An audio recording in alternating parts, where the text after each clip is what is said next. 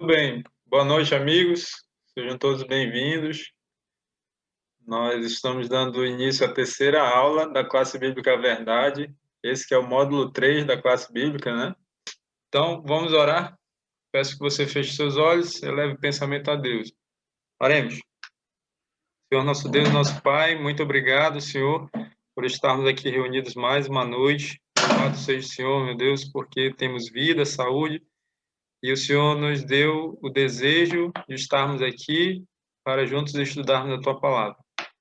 Sabemos que a Tua Palavra, para ser entendida, nós precisamos do auxílio do Espírito Santo, e é isso que nós pedimos agora, Pai. Pedimos que o Senhor nos conceda o Teu Santo Espírito, que Ele nos dê sabedoria, entendimento espiritual, nos dê também concentração, nos ajude a entender tudo que vamos estudar a respeito da profecia de Daniel 7.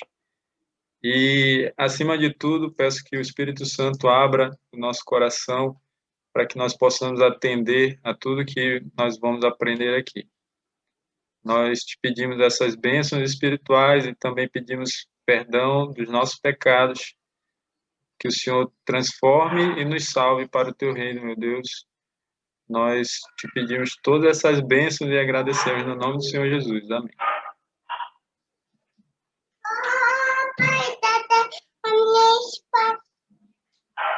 Tudo bem, meus amigos, vamos lá.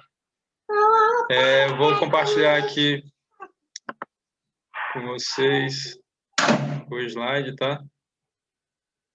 Que nós vamos usar. Aí vocês me digam aí se está aparecendo para vocês.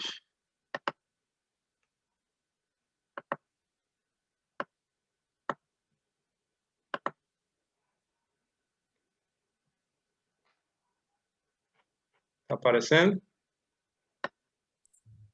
Sim. Sim. Ok, vamos lá então, meus amigos. Então, o nosso tema de hoje é a visão dos 4 animais, entendendo a profecia de Daniel 7. Ok? Então, falando um pouco a respeito do livro de Daniel, os primeiros 6 capítulos contêm a seção histórica.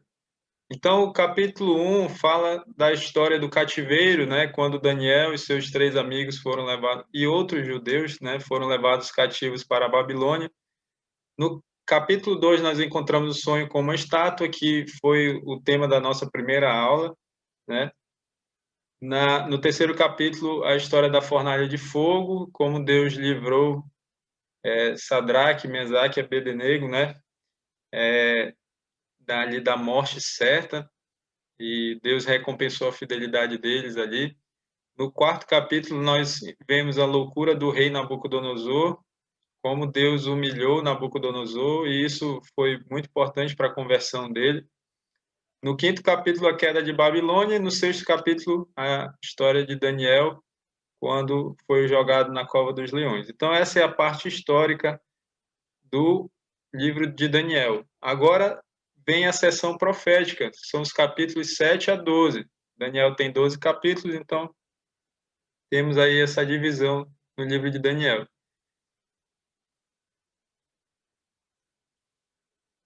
Então vamos lá, começando com Daniel 7:1, e aí nós vamos tentar nos situar um pouco no tempo, tá?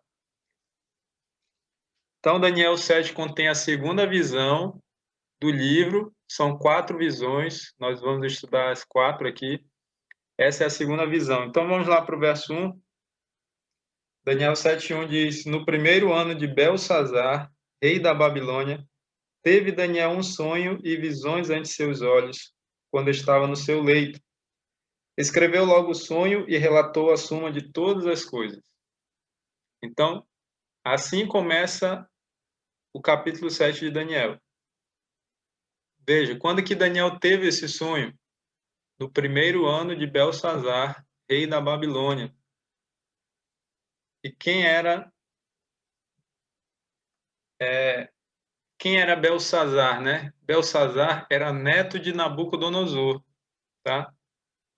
Então, eu expliquei na primeira aula um pouco disso, né, a respeito disso. Depois que Nabucodonosor morreu, o seu filho Nabonido assumiu o reino. Mas Nabonido, ele vivia viajando, né? Vamos dizer assim, ele não parava em Babilônia, ele morava em outra cidade. Então, na ausência dele, ele deixava o seu filho, Belsazar, para governar. Então, Belsazar foi uma espécie de corregente, né? Ele reinou juntamente com seu pai. E lá no capítulo 5 de Daniel, nós vemos que quando a Medopérsia invade, né, Babilônia, quem estava no trono era Belsazar. Então, aqui nós vemos o seguinte, que o capítulo 7 de Daniel, ele não está na sequência, na mesma sequência do capítulo. Então, a sequência seria assim, Daniel 1, 2, 3, 4, aí viria Daniel 5, desculpa, Daniel 7, aí viria Daniel 5, a queda de Babilônia, né? E depois Daniel 6, Daniel na cova dos leões, tá? O interessante, meus amigos, é que Belsazar, ele, por muitos anos, acreditou-se que era uma invenção. Os críticos da Bíblia diziam que esse rei não existiu, mas achados arqueológicos, né, comprovaram a existência desse rei, o que foi ali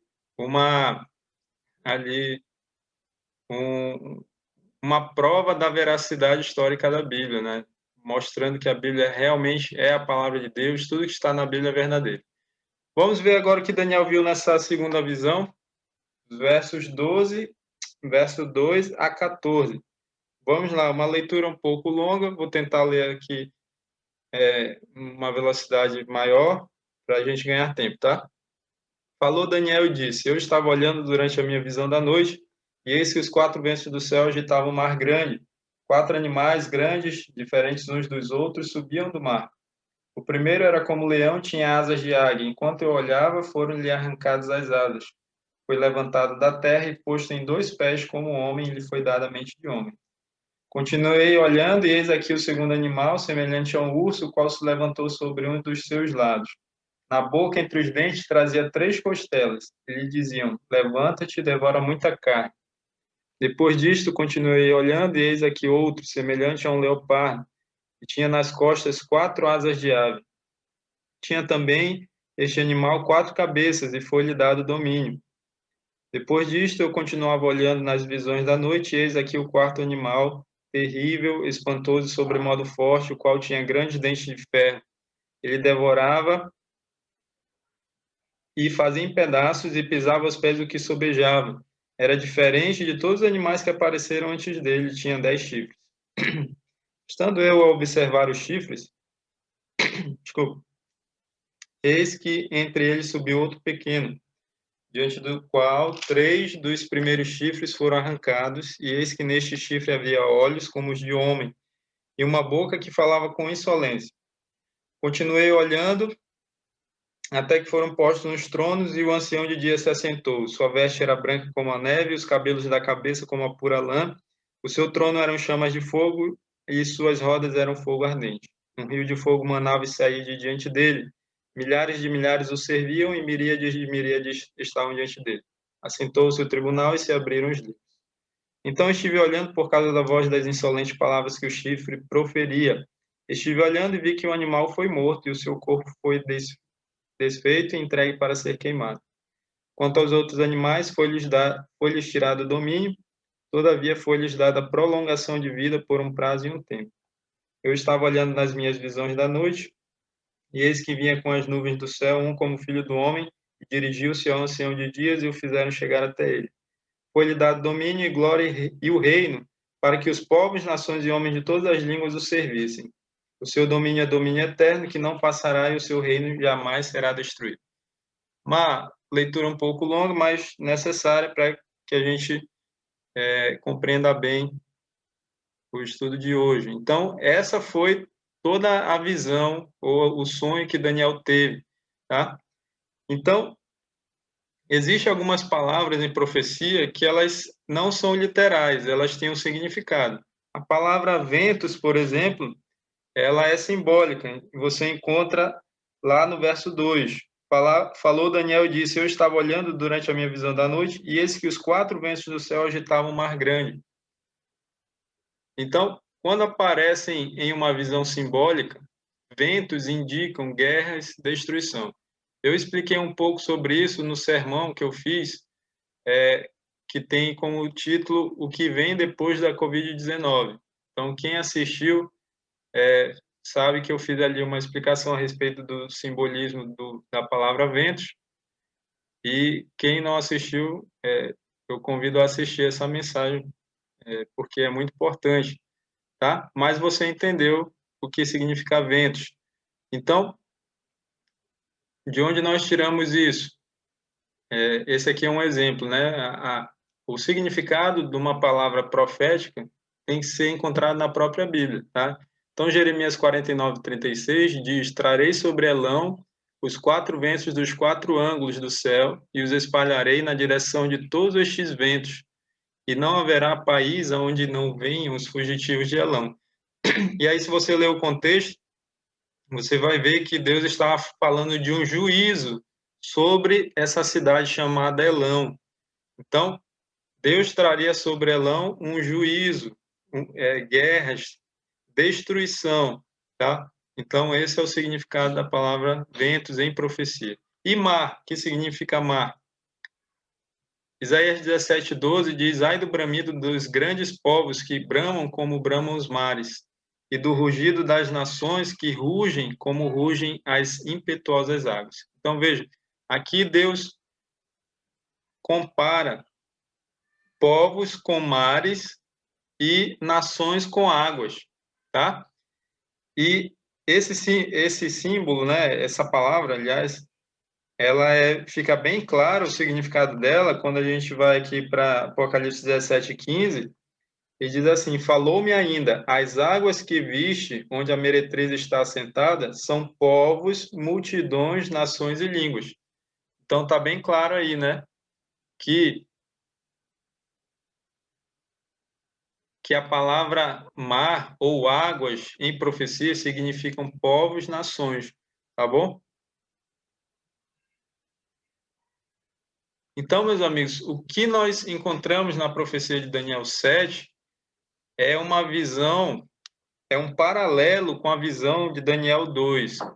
E aí o livro vem falando, o livro Desafio Final, ele falou essa semana de 2 princípios de interpretação profética, que é o princípio da repetição e da ampliação. Então, as profecias escatológicas, ou as profecias do tempo do fim, que nós encontramos no livro de Daniel e Apocalipse, são profecias que se repetem e que se ampliam, ou seja, a próxima profecia ela vai ampliar, ou seja, ela vai nos dar mais informações adicionais sobre a profecia anterior. Então, Daniel 7, a profecia de Daniel, está falando dos mesmos poderes ou dos mesmos reinos de Daniel 2. Então, o que nós vimos lá em Daniel 2? Um reino simbolizado pelo ouro, que era o reino de Babilônia. O reino de prata, Medopérsia. Bronze, Grécia. Ferro, Roma. E aqui, ou seja, 4 metais, né? E aqui nós encontramos o quê? 4 animais, que são o primeiro, né, que nós lemos, um leão com asas, com 2 asas, que simboliza Babilônia. Um urso, que simboliza Medopérsia. Um leopardo com 4 cabeças e 4 asas, simboliza a Grécia. E um animal terrível, terrível e espantoso, que simboliza Roma, ok? Então, Babilônia é simbolizada por esse leão com asas. Interessante que nos achados arqueológicos viram que o Império Babilônico usava como símbolo do seu império um leão alado, ou seja, um leão com asas. Então, olha só como é interessante, né? Como os próprios babilônicos usaram esse símbolo. E o reino da Babilônia, nós vimos em Daniel 2, estamos revendo agora, ele durou do ano 605 a.C. a 539 a.C. Lembrando que antes de Cristo a contagem é decrescente, né? Então ela vem diminuindo. Então, esse foi o reino de Babilônia, que a profecia diz que ele teve suas asas arrancadas e posto em pé como homem. Então, Babilônia, essas asas representam velocidade, né? A velocidade com que Babilônia conquistou as outras nações, mas se essas asas foram arrancadas é porque ela perdeu o seu poder, né? Ela deixou de conquistar as nações e foi conquistada. E quem veio depois? Depois veio a Medopérsia com Ciro, né? Ciro o Grande foi ali o personagem principal, foi ele quem liderou o exército medo-persa e ali desviou o curso do rio Eufrates. O rio Eufrates passava dentro da cidade de Babilônia e eu expliquei na primeira aula que Babilônia era cercada por uma muralha que era considerada intransponível, ninguém conseguia entrar em Babilônia. E Ciro, juntamente com os medo-persas, com o exército, né, conseguiram. Mas por quê, meus amigos? Será que foi pela inteligência de Ciro, ou pela astúcia deles, ou pela força deles? Não, meus amigos, é porque Deus está no controle da história humana. Ciro conquistou Babilônia porque Deus já havia predito isso. E foi Deus quem usou a Medopérsia para levar para causar um juízo, né, sobre a Babilônia, porque foi um reino que não se arrependeu dos seus pecados, foi uma nação que não se arrependeu. Então, Deus deu um tempo de misericórdia, mas depois ele leva então o seu juízo, porque Deus é amor, mas também é justiça, né? Então, meus amigos, a Medopérsia durou do ano 539 a.C. a 331. E a informação que é passada para nós é que o urso levanta-se de um lado, simbolizando que um reino seria mais forte que o outro, né? No caso, a Pérsia era mais forte do que a Média, tá certo? E essas três costelas na boca representam três presas, né? Ou seja, três nações que a Medopérsia conquistou. E com a conquista dessas três nações, ela estabelece o seu império, né? Como um império mundial. Quais foram essas três nações, meus amigos? Foi a Lídia no ano 547 a.C., a Babilônia no ano 539 a.C. e o Egito no ano 526 a.C. Assim, a Medopérsia estabeleceu o seu império, né? Por meio dessas três conquistas, né? Eram três nações, eram as quatro nações mais fortes. E aí a Medopérsia conseguiu conquistar as outras três. Depois veio o leopardo com quatro cabeças e quatro asas. Esse animal simboliza a Grécia, que teve o seu império. Ah, só um detalhe, tá, meus amigos? Se vocês quiserem pesquisar, se vocês forem pesquisar, por exemplo, no Google, Império Medo-Persa, vocês não vão encontrar muitos detalhes, tá? A respeito desse império, porque não se usa esse nome, tá? Nós sempre falamos aqui na classe Bíblica Verdade, eu e o professor Dácio, que vocês não devem acreditar em nós, que vocês devem estudar a Bíblia por si mesmos, que vocês devem pesquisar e procurar saber se o que nós estamos falando para vocês é verdade. Então, se vocês forem pesquisar sobre o Império Medo-Persa, vocês vão colocar assim, Império Aquemênida. É esse o nome que se dá ao Império Medo-Persa, mas é o mesmo, tá? É o mesmo império. Aí você vai encontrar mais informações a respeito desse império. Com relação à Grécia, a mesma coisa. A Grécia, você vai encontrar mais informações se você pesquisar assim, Império Macedônico. Grécia e Macedônia eram nações diferentes, mas muito próximas, tá? Então, Alexandre o Grande foi o primeiro imperador, né, o grande conquistador. ele era macedônico e ele uniu a Grécia e a Macedônia. Então, nós falamos Grécia, mas foi um império greco-macedônico, tá? Você pode pesquisar também assim, Império Helenístico. Então, você vai ver mais informações sobre a Grécia. Então, meus amigos, esse leopardo tinha 4 cabeças e 4 asas. O que isso significa? As asas, nós falamos que representam a velocidade de conquista. E se a Babilônia tinha 2 asas, né, o leão que representava a Babilônia tinha 2 asas, 4 asas, então, aqui desse leopardo, significa que a conquista foi muito mais rápida. E foi realmente. Alexandre o Grande conseguiu conquistar o mundo, né? Conseguiu se tornar um imperador mundial por mais ou menos 12 a 13 anos, tá? Desde a sua primeira conquista até a sua morte, levou mais ou menos 12 a 13 anos. E quando Alexandre Magno ou Alexandre o Grande morre, existe uma luta entre os seus generais. E desses generais que Alexandre o Grande tinha, né, em que ele dividiu o seu império, né, e cada general então cuidava de uma parte do império. Desses vários generais, 4 se destacaram e eles dividiram o império grego em 4 partes, tá? Então essas 4 cabeças simbolizam os 4 generais de Alexandre o Grande que dividiram o reino da Grécia depois da sua morte. Então aqui ó, você vê a trajetória de Alexandre Magno, ou Alexandre o Grande. No ano 336, ele assume o trono da Macedônia. Depois vem 3 batalhas onde ele luta contra o Império Medo-Persa, que era o Império Mundial, era quem dominava o mundo, né?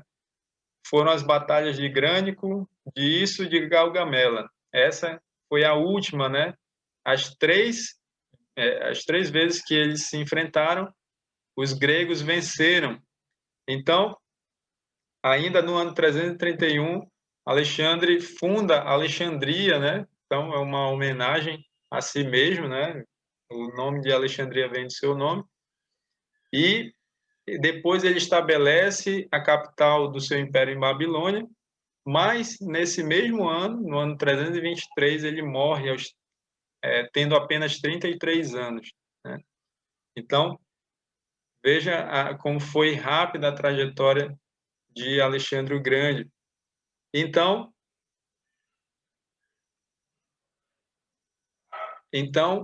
é aí que vem a parte das 4 cabeças, tá? Por que está o nome de Isaac Newton aí? Isaac Newton, meus amigos, escreveu esse livro aqui, ó, Observações sobre as profecias de Daniel e Apocalipse. Então, nós conhecemos Isaac Newton como um grande cientista, né? Mas ele também foi um grande estudante da Bíblia. Vocês sabiam disso? Isaac Newton foi uma das mentes mais brilhantes da humanidade. Ele acreditava em Deus, ele acreditava na palavra de Deus, e ele estudava a palavra de Deus, e ele tinha grande interesse pelas profecias de Daniel e Apocalipse, tanto que ele escreveu esse livro. Então, meus amigos, diferente do que a mídia diz aí, do que os ateus falam, né, que crer em Deus e crer na Bíblia é coisa para pessoas com baixo intelecto, isso é uma grande mentira, porque Isaac Newton, uma das mentes mais brilhantes da humanidade, acreditava em Deus, na palavra de Deus, e era um grande estudante da palavra de Deus. Então, o que Isaac Newton escreveu na página 42 desse livro, falando sobre essa parte da profecia das 4 cabeças?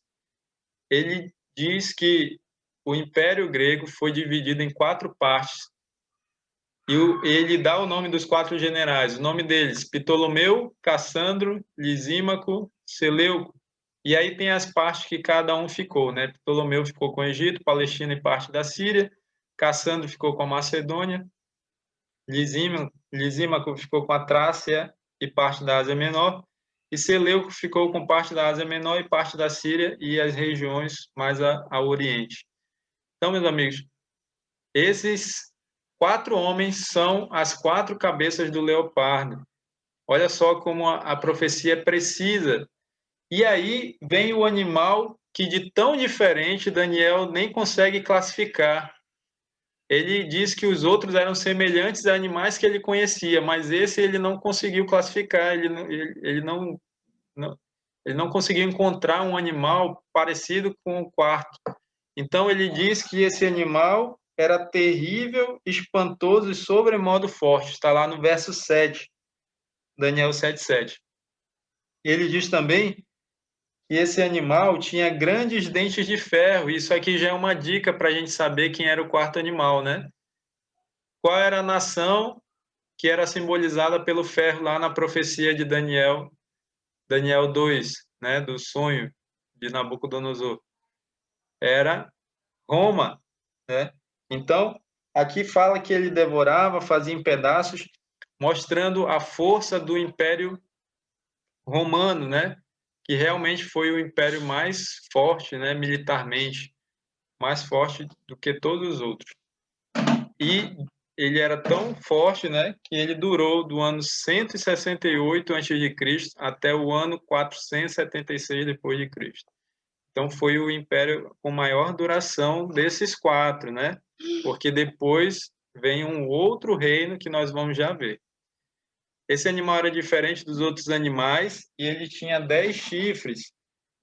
Por que ele era diferente, meus amigos? Porque os outros reinos eram apenas reinos políticos ou eram reinos, poderes políticos, né? Ou poderes civis. Mas o quarto animal, ele começa como um reino político e civil também, mas depois ele muda, ele se torna um reino religioso.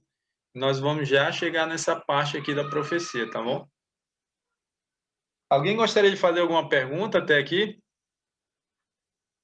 Se não quiser falar, pode escrever no chat também, tá? O Darcy está acompanhando. Mas eu gostaria de saber agora se alguém quer fazer uma pergunta até aqui.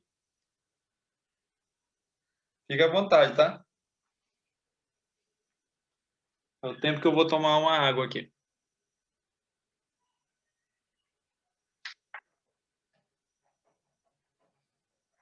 Ninguém? Alguém escreveu alguma coisa aqui no chat? O Alan disse que está tranquilo. Está tranquilo mesmo, meus amigos? Então, vamos lá. Continuando. Esse animal tinha 10 chifres.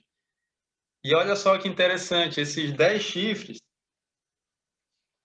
olha aí na sua Bíblia, na parte que o capítulo já contém a interpretação dessa profecia, né?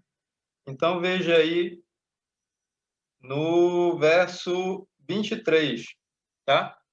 Daniel 7:23. Então ele disse: o quarto animal será um quarto reino na terra, o qual será diferente de todos os reinos, e devorará toda a terra, e a pisará aos pés e a fará em pedaços. Os 10 chifres correspondem a 10 reis que se levantarão daquele mesmo reino, e depois dele se levantará outro, o qual será diferente dos primeiros e abaterá a 3 reis. Então veja, o que significam esses 10 chifres? Está no verso 24. Eles correspondem a 10 reis que se levantarão daquele mesmo reino, ou seja, 10 reis que se levantariam de Roma. Deixa eu só fazer um comentário aqui, voltando para o verso 2, que eu acabei esquecendo. Então, quando Daniel disse que viu, na sua visão da noite, 4 ventos do céu agitando o mar grande, o que foi que Daniel viu? Ele viu ventos, simbolizam guerras, destruição, mar, povos, nações. Então, Daniel viu o mundo agitado por guerras entre as nações, ok? E aí, esses 4 animais, eles são 4 reis, né? Mas também eles são reinos. A palavra em profecia, meus amigos. Veja, em profecia, dificilmente um poder ele vai representar uma pessoa. Existe uma parte na profecia de Daniel 8, que vocês vão ver semana que vem com o professor Darcy, que existe um símbolo lá na profecia que representa uma pessoa, que vai ser Alexandre o Grande. Mas dificilmente um poder desses representa uma única pessoa, ele representa um reino. Então, em profecia, a palavra rei, ela é sinônimo de reino. Então, rei ou reino. Então, esse quarto animal aqui não é apenas um rei, uma única pessoa, ele também é um reino, assim como os anteriores também. A Babilônia não foi só um rei, foi um reino. Medo-Pérsia, mesma coisa, Grécia, mesma coisa, tá? Então, rei e reino são sinônimos nas profecias, ok? Então, as pessoas procuram interpretar as profecias, algumas igrejas, né, alguns evangélicos, e aí elas aplicam o símbolo das profecias a pessoas. Por exemplo, esses dias eu vi um vídeo, né, do pastor lá falando sobre o anticristo. E aí uma pessoa escreveu lá que o anticristo era o Trump. E aí escreveu um textão lá nos comentários do vídeo. E eu escrevi lá, não, meu amigo, não é isso, não. O anticristo não é o Trump, tá? Então nós vamos chegar ainda nesse estudo lá no Apocalipse, tá? Só para você entender essa questão. Voltando aqui, meus amigos, lembra lá da profecia de Daniel 2? Lá na profecia de Daniel 2, havia a parte de ferro, as pernas de ferro, mas depois vinha os pés, que era em parte de ferro e em parte de barro. E diz lá que esses pés, né, tinham os artelhos de ferro e de barro. E eu falei para vocês que esses artelhos são os dedos. Então, 10 dedos, 5 em cada pé, né? Esses 10 dedos ou 10 artelhos simbolizam as 10 nações que conquistaram o Império Romano, que destruíram o Império Romano e se estabeleceram ali onde o Império Romano dominava, onde Roma dominava. Aqui nós encontramos a mesma coisa. Esses 10 chifres são 10 reis, né? Diz aqui. Mas como eu expliquei para vocês, rei é igual reino, então são 10 reinos que são representadas lá em Daniel 2 pelos 10 dedos. Então, são os reinos ou as nações que destruíram o Império Romano do Ocidente e se estabeleceram ali na Europa, tá certo? E foi eles que deram origem às nações da Europa. Vamos passar aqui. E aí, meus amigos, olha só. Isaac Newton ele fez uma lista com esses 10 reinos, tá? Que destruíram Roma Ocidental, né? E quando você compara essa lista de Isaac Newton com a de outros historiadores, você vê que a diferença é muito pequena, mas todos eles concordavam que eram 10 nações ou 10 reinos, tá? Então aí, ó, nós encontramos nas duas listas os vândalos, os álamos, os suevos, os álamos, por exemplo, deram origem aos alemães, os suevos deram origem a Portugal, os visigodos, os burgúndios ou burgundos, os francos, que deram origem à França, os lombardos, aqui tem uma diferença, os bretões ou anglo-saxões, que deram origem ali à Inglaterra ou ao Reino Unido, né? Os hunos ou ostrogodos e na lista de Isaac Newton, Ravenna, e na lista dos historiadores, né, eles chamam de Érulos. Então, enfim, meus amigos, independente do nome, nós temos a certeza que foram 10 nações, exatamente como diz as profecias de Daniel 2 e Daniel 7, mostrando que Deus é preciso nas suas profecias, tá? Não tem margem para dúvida.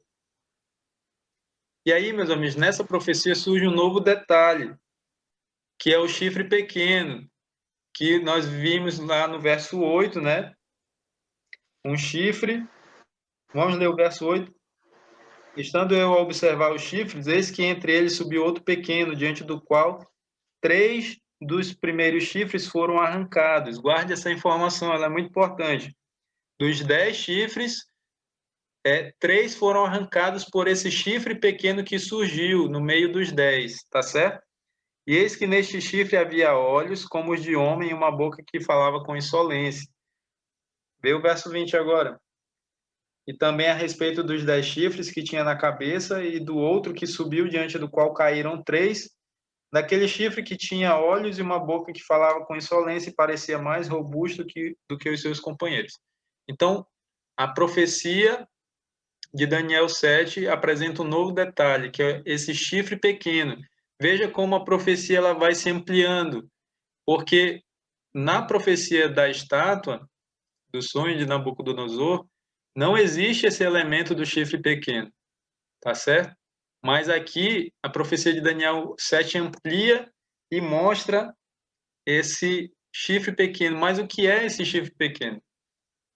Veja, se os 10 chifres eram 10 reis ou reinos, então esse chifre pequeno também será um reino, tá certo? Só que é um reino diferente dos outros. Por quê? Porque ele não é apenas um reino, um poder político e civil, ele também é um poder religioso.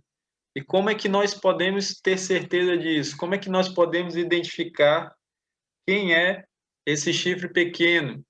Que poder religioso é esse chifre pequeno? Como nós podemos ver isso?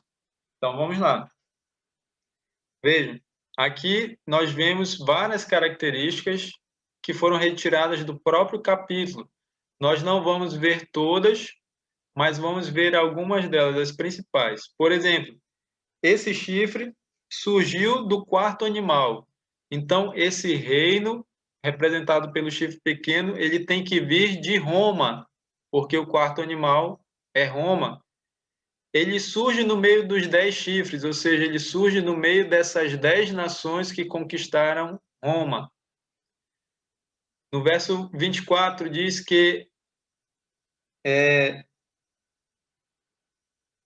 ele surge depois dos 10 chifres, ou seja, ele surge depois dessas 10 nações já terem conquistado Roma e já terem se estabelecido ali na Europa. Ele também é diferente dos outros chifres, porque não é apenas um poder civil, mas é um poder religioso. É um reino que tem poder religioso e não apenas poder civil. Tá certo? No verso 20 diz que ele é mais robusto que os outros. No verso 8, 20 e 24 diz que ele abateu 3 reinos. Isso aqui nós vamos ver. No verso 25, leia comigo o verso 25 e você vai ver essas 4 características aqui, tá? Veja aí, Daniel 7, 25. Proferirá palavras contra o Altíssimo. Esse é um, né? Magoará os santos do Altíssimo. 2. Cuidará em mudar os tempos e a lei. 3 características. E a quarta agora. E os santos lhe serão entregues nas mãos por um tempo, 2 tempos e metade de um tempo. Então, essas 4 características aí no verso 25 nós vamos analisar agora. O que significam os 3 chifres que foram arrancados? Significa que esse poder derrotaria 3 desses 10 reinos. Tá? Em 493 d.C., os Érulos foram exterminados na Itália por influência do imperador romano Zeno, que era o imperador de Roma Oriental, tá? Que tinha sede, a capital era em Constantinopla. Esse imperador romano Zeno venceu Teodorico, líder dos ostrogodos. Então, ele marchou para a Itália, né? Juntamente com seu exército e destruiu os Érulos. Em 534 d.C., esse poder ele destruiu os vândalos.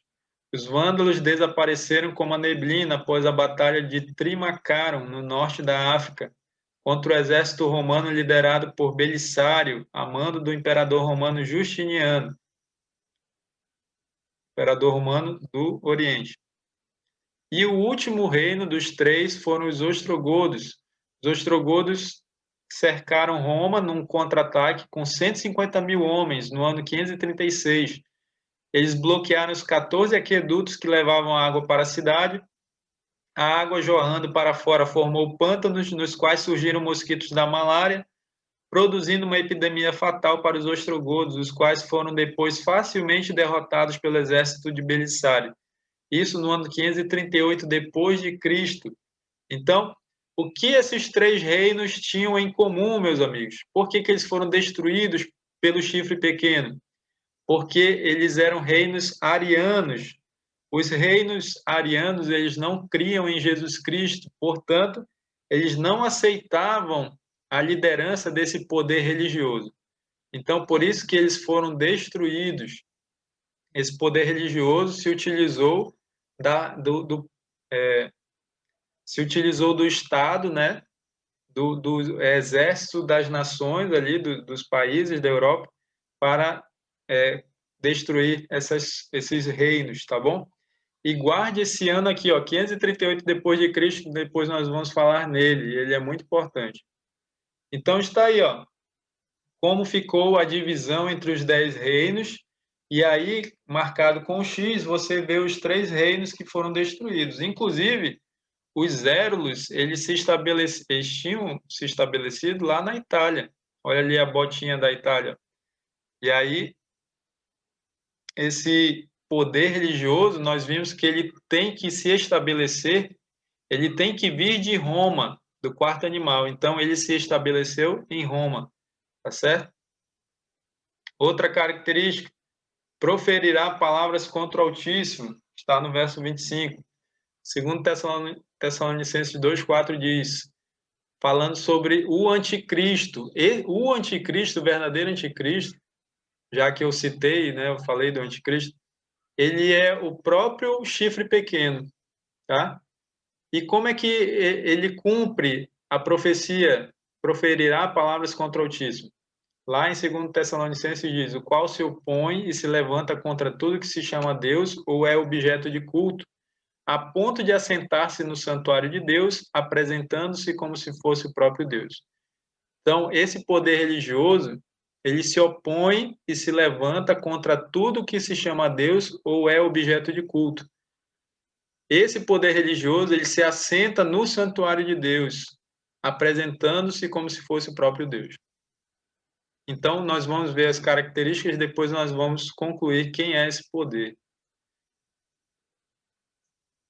Aliás, nós já vamos saber agora, né? Veja,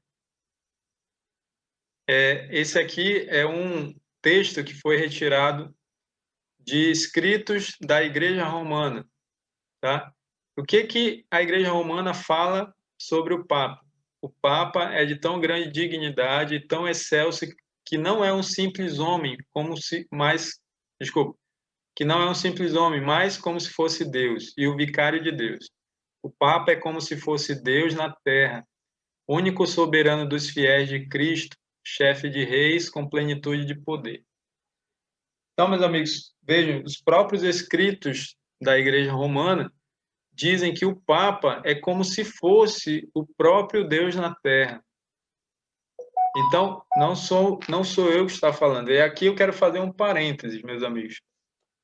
Vejam, eu não sei qual a religião de vocês, qual a igreja que vocês frequentam, se é que frequentam alguma igreja. Pode ser que entre nós haja alguém que faz parte dessa igreja, da Igreja Católica Romana. Porém, nós não estamos falando contra os católicos. Nós estamos apresentando o que a Bíblia fala. E não tem, meus amigos, como estudar as profecias de Daniel e Apocalipse e não falar da Igreja Romana. Veja, a profecia não fala dos católicos, fala da Igreja Romana como um poder religioso, sendo representada por um chifre pequeno na profecia de Daniel 7. E aí, meus amigos, se há alguém dessa igreja, ou daqueles que vão assistir depois, vejam, não fique chateado comigo, nem com o professor Dácio. O nome dessa classe bíblica é A Verdade. Por quê? Porque nós temos o compromisso de falar a verdade para vocês. e nós estamos apenas mostrando o que Deus revelou na sua palavra por meio das profecias. E Deus revelou que surgiria um poder religioso, e esse poder religioso é representado pela Igreja Apostólica Católica Romana. Não somos nós que estamos falando. Isso quer dizer que quem faz parte da Igreja Católica vai se perder? Não. Porque existem muitas pessoas sinceras dentro da Igreja Católica, muitas pessoas que amam a Deus e naquilo que elas sabem de Deus, aquilo que elas conhecem como sendo a vontade de Deus, elas praticam, mesmo que algumas dessas coisas sejam erradas, tá? Mas Deus, ele vai julgar essas pessoas por sua sinceridade.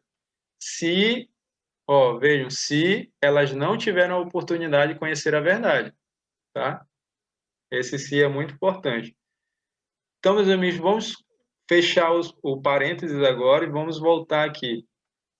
Falamos sobre proferir palavras contra o Altíssimo. Então, esse poder, a Igreja Romana, ela fala de si mesmo como se fosse o próprio Deus, assim ela profere palavras contra Deus, né, contra o Altíssimo. Magoará os santos do Altíssimo, como que a Igreja Romana cumpriu isso? Acho que é de conhecimento de todos, em algum momento você já ouviu falar na Inquisição. A Inquisição condenou hereges, entre aspas, à fogueira. As sentenças legais eram executadas pelas autoridades civis sob a obrigação de Roma. Então, Roma é o quarto reino, que era a Roma imperial, né? Que era um poder apenas político, ele teve continuidade na profecia como Roma papal, como um poder agora político e religioso. Só que o poder papal em si não tinha poder político. Então, ele se unia, ele tinha apenas o poder religioso.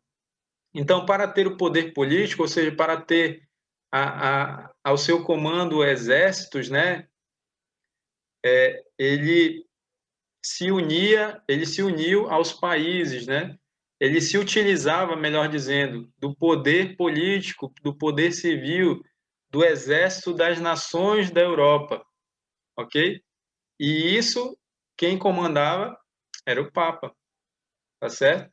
Então, essa Inquisição condenou hereges. Quem eram esses hereges, entre aspas, meus amigos? Está entre aspas porque esses hereges eram pessoas que seguiam a palavra de Deus. O único erro deles, entre aspas, erro também, né?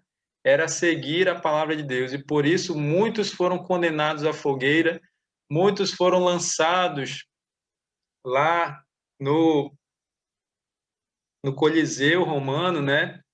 Onde os cristãos eram mortos por feras, né? Por leões ou por gladiadores.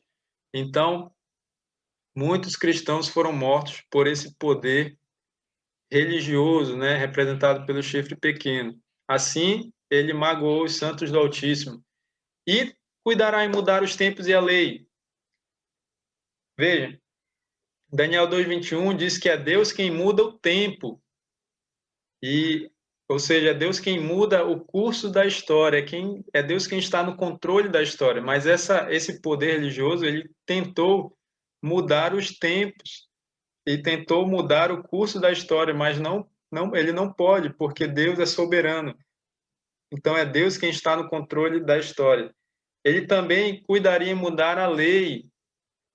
Então veja, esse poder, né, o poder papal, ele mudou a lei de Deus e ele alterou, na verdade, todos os mandamentos. Se você comparar os 10 mandamentos, como está em Êxodo 20, com o catecismo romano, você vai ver que todos os mandamentos foram alterados.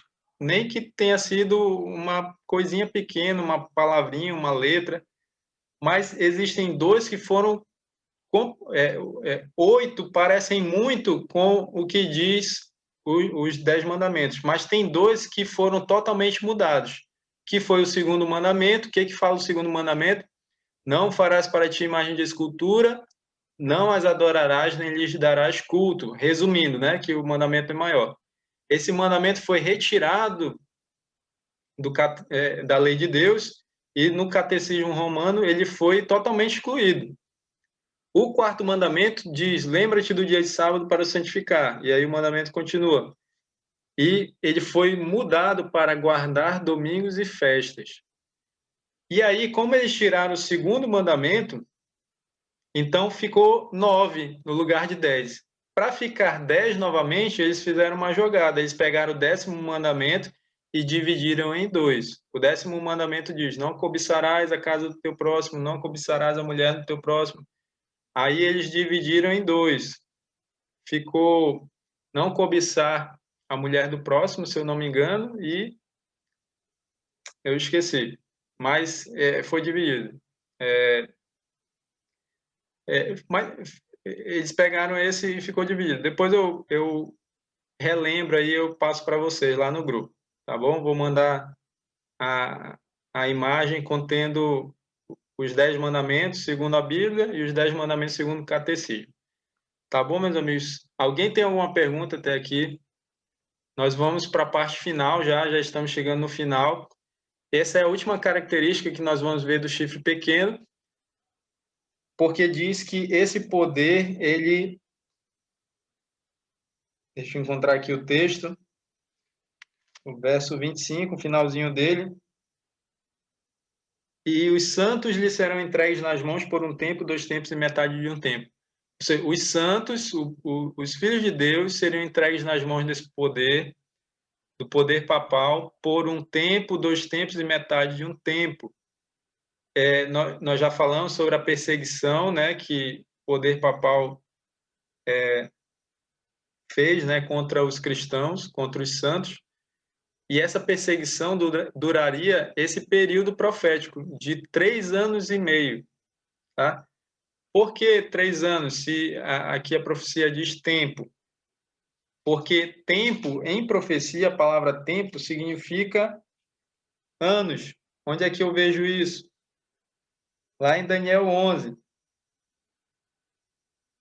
Daniel 11. Cadê o texto aqui?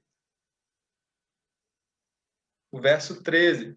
Porque o rei do norte, Daniel 11, 13, eu estou lendo. Porque o rei do norte tornará e porá em campo multidão maior do que a primeira. E ao cabo de tempos, isto é, de anos, virá à pressa com grande exército e abundantes provisões. Então, veja, a palavra tempos significa anos. Então, um tempo, um ano profético. 2 tempos, 2 anos. Metade de um tempo, metade de um ano. Então, meus amigos, esse período de 3 anos e meio, ele também é citado lá no Apocalipse como 1.260 dias. São 1.260 dias proféticos. Você vê isso lá em Apocalipse 12, 6 e também Apocalipse 12, 14. Como é que nós chegamos nesses 1.260 anos? 3 tempos e meio igual 3 anos e meio proféticos.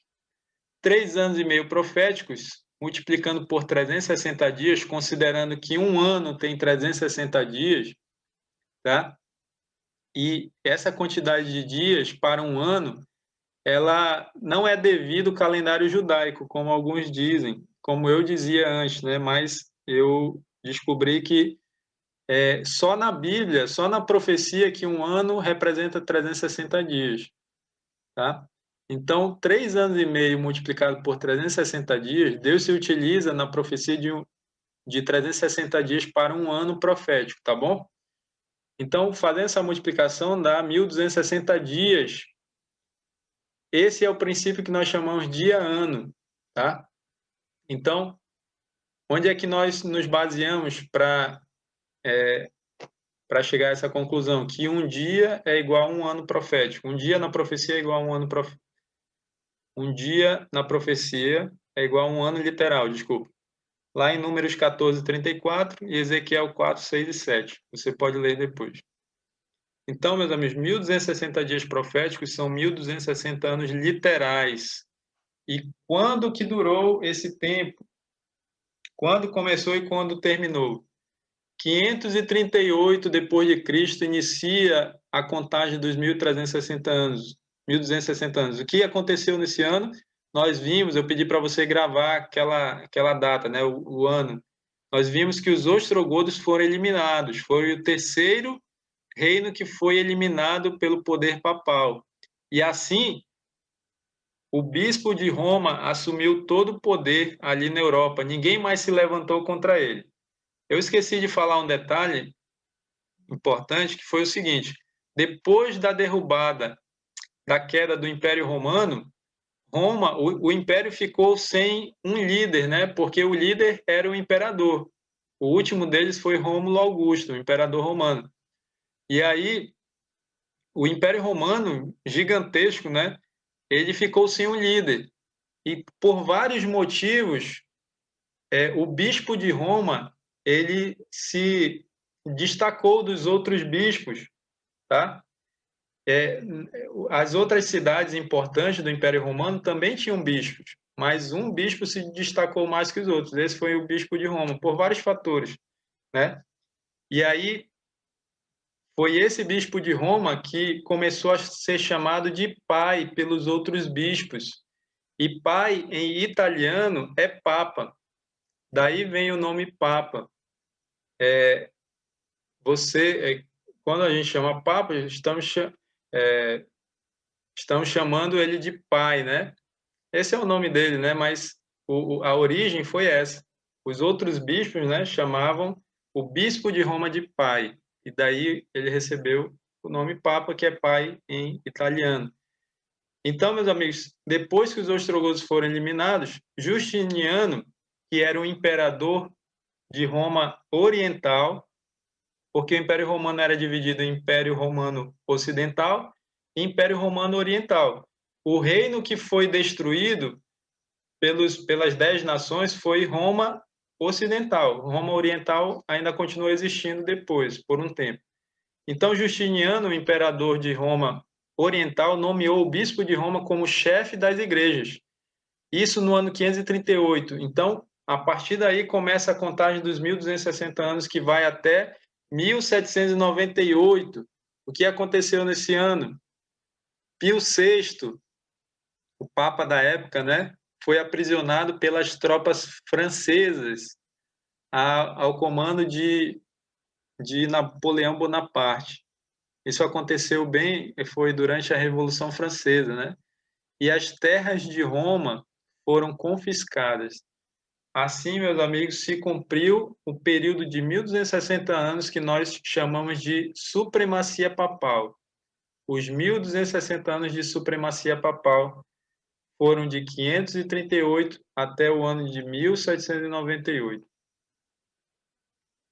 E aí, meus amigos, vamos para a parte final agora desse capítulo. De acordo com Daniel 7, 9, 10 e 26, o que teria lugar no final dos 1260 anos após a supremacia papal? Vamos ler apenas o verso 26, mas a pregação que eu fiz sobre o grande juízo investigativo, a parte 1, que foi semana passada, e a parte 2, que vai ser sexta-feira, sexta que vem, né? Sem ser amanhã na outra. Então, lá eu explico esses versos, Daniel 7, 9 e 10. Esse é o texto base da mensagem. Então, se você não assistiu, eu não vou entrar em detalhes aqui, porque está bem explicado lá. Então, você assiste lá esse sermão. Está no meu canal, vou mandar lá no grupo também. O Grande Juízo Investigativo, parte 1. E semana que vem terá a parte 2. Mas vamos ler o verso 26 agora. Mas depois se assentará o tribunal para lhe tirar o domínio, para o destruir e o consumir até o fim. Então, o que teria lugar no final dos 1260 anos após a supremacia papal? Se assentaria o quê, meus amigos? Um tribunal. E quem estará nesse tribunal? Lá nos versos 9 e 10 diz que vai participar um ancião de dias, que é Deus Pai, os anjos, que são as testemunhas, E lá no verso 13 e 14 diz que o Filho do Homem também vai participar, e o Filho do Homem é Jesus Cristo. Então, é esse tribunal que vai abrir os livros e vai julgar não só os seres humanos, e aí eu explico lá no sermão quem vai ser julgado, mas também ele vai julgar os reinos da terra, especialmente esse reino representado pelo chifre pequeno. Esse reino será julgado, será condenado. E o que vai acontecer depois? Só comentando, né? Esse tribunal pré-advento, ou seja, antes da volta de Jesus, ele tem sido chamado de juízo investigativo, porque livros celestiais de registro são examinados para atestar aqueles que poderão entrar no céu. Então, esse é o juízo investigativo que tem que acontecer antes de Jesus voltar. E aí, meus amigos, esse reino, olha o que vai acontecer com ele. Está aí no verso 26. Mas depois se assentará o tribunal para lhe tirar o domínio do chifre pequeno, para o destruir e o consumir até o fim. Então, esse chifre pequeno, ou seja, o poder papal, ele será destruído após o juízo investigativo. E o que acontecerá depois, meus amigos? O verso 27 diz: o reino e o domínio e a majestade dos reinos debaixo de todo o céu serão dados aos povos dos santos do Altíssimo. O seu reino será reino eterno, e todos os domínios o servirão e lhe obedecerão. O verso 14 diz que o seu, está falando de Jesus, né? O seu domínio, o domínio de Jesus é domínio eterno, que não passará e o seu reino jamais será destruído. Veja, a profecia de Daniel 7, ela termina exatamente como termina a profecia de Daniel 2. Lembra lá da profecia de Daniel 2, onde Daniel viu uma pedra que foi lançada sem o auxílio de mãos. Essa pedra atinge os pés da estátua, toda a estátua é desfeita, né? E então essa pedra ela cresce e toma o mundo todo, né? Então nós chegamos à conclusão que essa pedra ali, né, que cresce, que destrói os reinos terrestres e cresce depois, representa o estabelecimento do reino de Cristo. E lá diz que esse reino será eterno, não passará, jamais será destruído. Exatamente o que diz aqui em Daniel 7. Então, meus amigos, você quer fazer parte do reino de Cristo? Então você precisa entregar a sua vida a Jesus. Você precisa permitir que Jesus reine na sua vida, que Jesus seja o primeiro e o último da sua vida. Aqueles que não fizerem isso, meus amigos, automaticamente serão não de Jesus, mas sim do inimigo de Jesus. Então, cada um de nós precisa fazer a sua escolha. E cada dia que nós acordamos, nós fazemos muitas escolhas. E são essas escolhas que vão definir se nós seremos membros do reino de Cristo ou do reino de Satanás. Eu quero ler com vocês aqui novamente o verso 27 para a gente finalizar, porque aqui tem uma promessa de Deus para nós. O reino e o domínio e a majestade dos reinos debaixo de todo o céu serão dados ao povo dos santos do Altíssimo. O seu reino será reino eterno e todos os domínios o servirão e lhe obedecerão. Meus amigos, quando nós olhamos para os reinos terrestres, nós sempre nos decepcionamos, não é verdade? Principalmente nós que moramos no Brasil, né? Um país totalmente corrupto, com líderes corruptos, com governantes corruptos. Então, nós sempre vamos nos decepcionar. Por quê? Porque o ser humano é mau, ele tem uma natureza pecaminosa.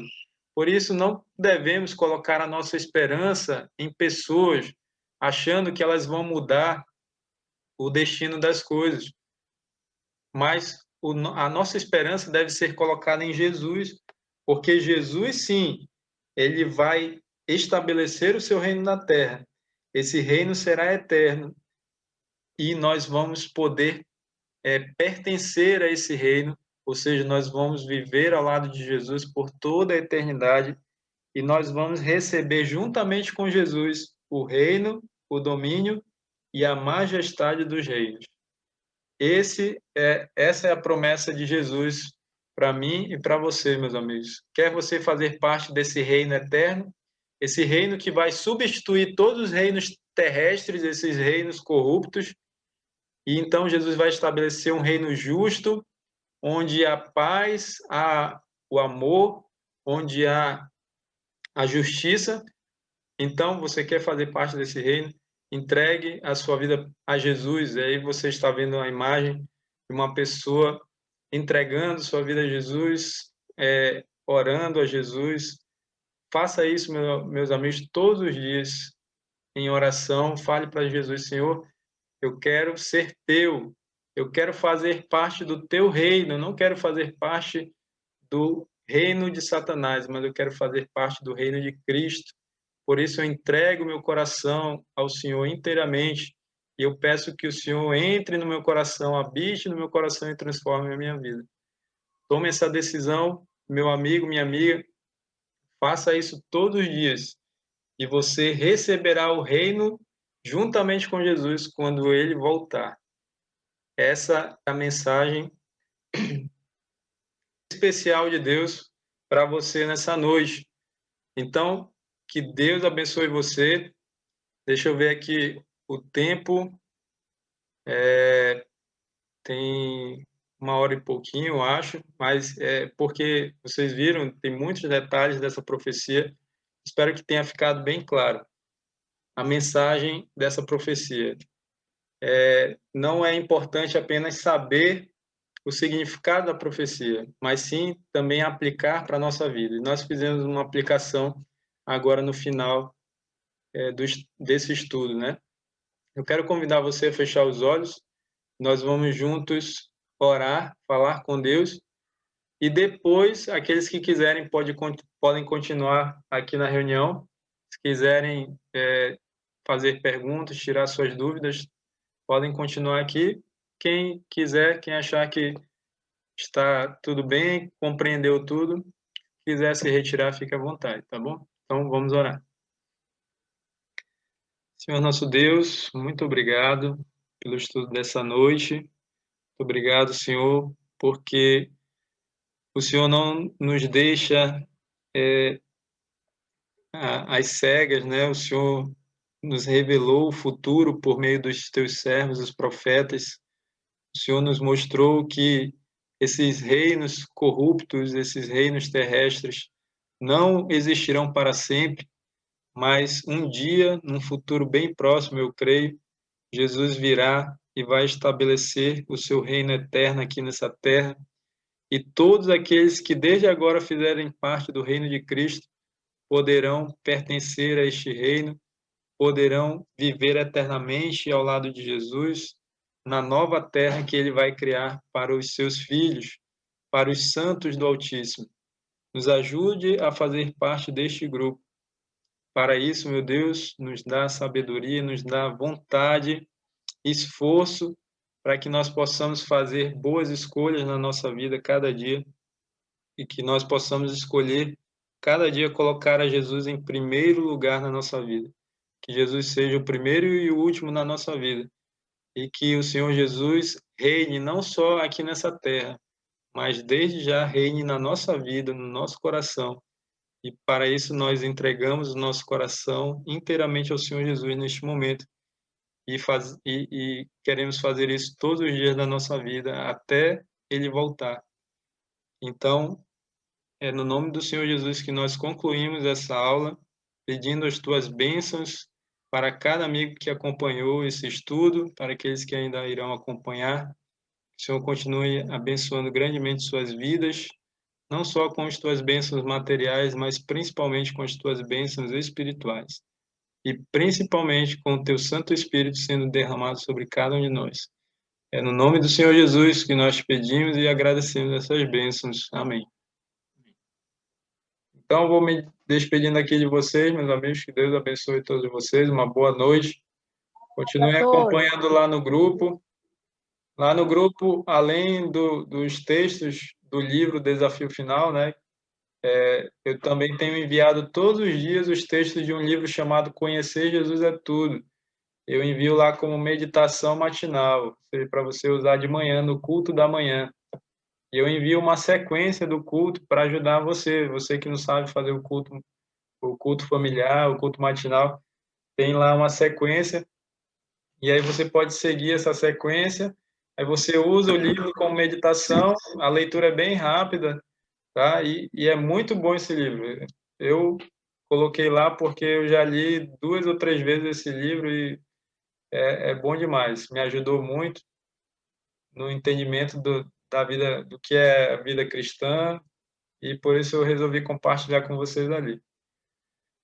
Tá bom, meus amigos? Que Deus abençoe a todos mais uma vez e até quinta que vem. Quinta que vem vai ser o professor Darcy que vai estar fazendo estudo com vocês.